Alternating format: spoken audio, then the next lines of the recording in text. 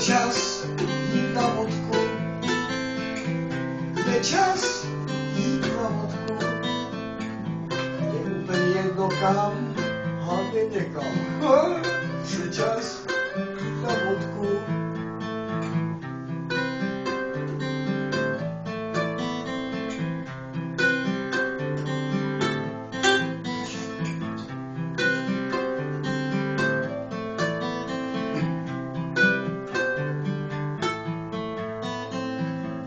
Ale nesmíme si jich dát moc. Pak na nás padají takový divný věci.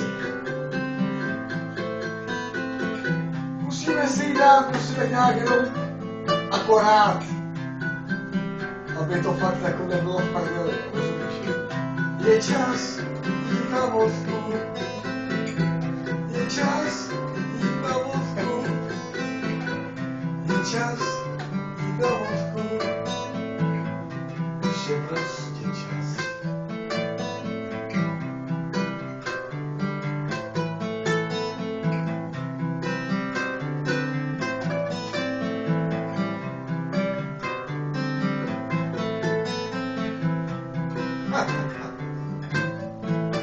Tak je jasný, že první panák nebude úplně nejlepší, že jo?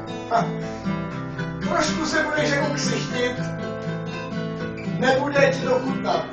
Přidáš si víc ledu, jakože to prostě jako naředíš, jo?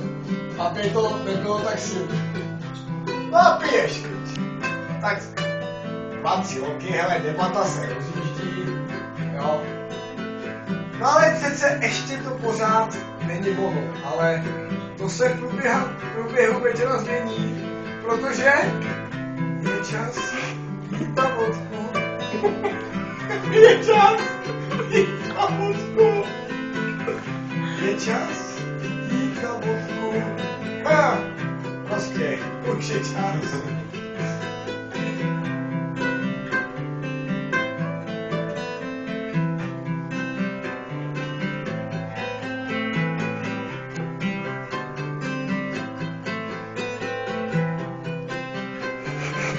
No a potom přichází druhý panák.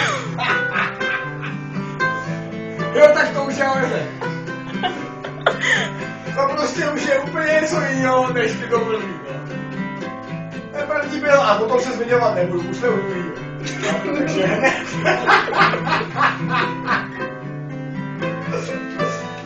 Prostě druhý na to přeskočím, že to prostě je už vidět, že to prostě má grády, má grády, má grády. Je čas jít na vodku. Prostě už je čas. Je čas jít na vodku. Prostě už je čas. Solo táta.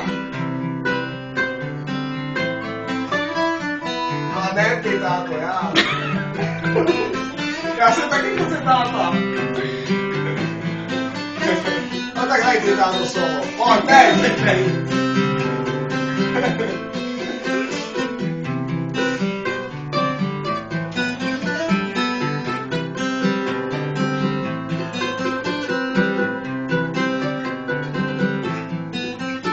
No a kromě toho, že je čas jít na vodku, je taky čas si udělat pořádek, kdo je vlastně táta.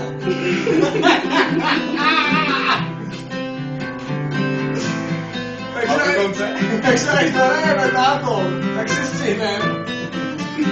Střihneme si, kde je vlastně táta a střihneme si přitom vodky, protože co? No, je čas, ne, ty vole, navíc. Je čas jít na vodku. Prostě už je čas. Prostě už je čas. A taky je čas říct si, kdo je vlastně táta.